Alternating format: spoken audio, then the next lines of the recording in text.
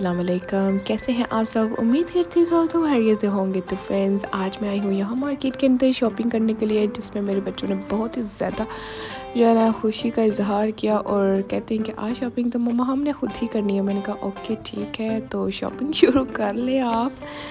तो फ्रेंड, जो भी मेरे चैनल में न्यू है वो प्लीज़ मेरे चैनल को लाइक शेयर और सब्सक्राइब ज़रूर कर दे और मेरी वीडियो फुल वॉच किया करें। तो देखिए फुल मस्ती वीडियो, मुझे यकीन है कि आपको मेरी ये वीडियो बहुत ही पसंद आएगी।